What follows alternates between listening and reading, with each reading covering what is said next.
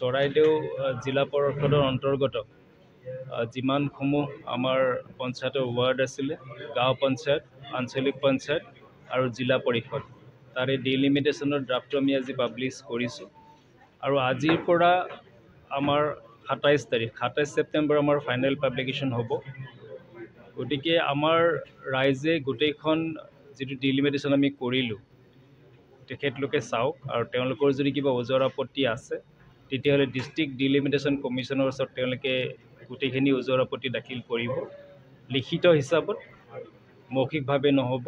আৰু সেই লিখিত যিখিনি ওজৰ আপত্তি আছে এইখিনি আমি ডিষ্ট্ৰিক্ট ডিলিমিটেশ্যন কমিটিয়ে in presence of public representative, in presence of all the BDOs আমি চাই পেলাই যদি দেখোঁ যে যুক্তিগত হয় ওজৰ আপত্তিখিনি, সেইখিনি আমি নিশ্চয় সমাধান কৰাৰ চেষ্টা কৰিম।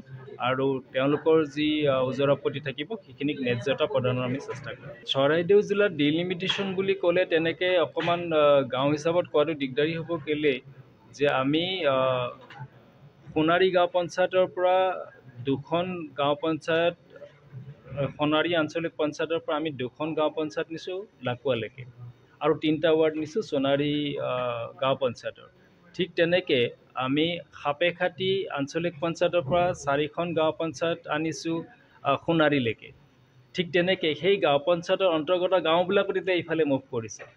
আৰু মই ইতিমধ্যে প্ৰেছ মিটটোত ক'লোঁ যে ৱাৰ্ড কিছু আমি চেঞ্জ কৰিছোঁ, ৱাৰ্ডবিলাক আমি চেঞ্জ কৰিব লগা আছে। যদিও বা আমাৰ 360টা ৱাৰ্ডেই আছে, কিন্তু ৱাৰ্ডৰ ভাগবিলাক কৰোঁতে জিঅ'গ্ৰাফিকেল বেৰিয়াৰ হওক বা কিছুমান ৰাস্তা পদূলি স্কুল সেনেকৈ চাই আমি ৱাৰ্ডবিলাক নতুনকৈ ভাগ কৰিব লগা হৈছে। যিহেতু আমাক ষ্টেট ইলেকশ্যন কমিশ্যন আৰু পঞ্চায়ত এণ্ড ৰুৰেল ডেভেলপমেণ্ট ডিপাৰ্টমেণ্টে আমাক 2001 চেঞ্চাছৰ ওপৰত ভিত্তি কৰি পেলাই জিপিত কিমান পপুলেশ্যন হ'ব লাগে বা জেডপিত কিমান পপুলেশ্যন হ'ব লাগে সেই গোটেই কথাটো কৈ পেলাই দিছে। গতিকে আমি সেইটো হিচাপত ডিলিমিটেশ্যনটো কৰিছোঁ।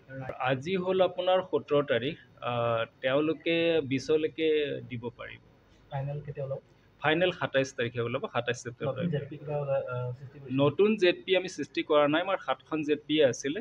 গতিকে খালি আমি নমেনক্লেচাৰটো চেঞ্জ কৰিছোঁ এটা।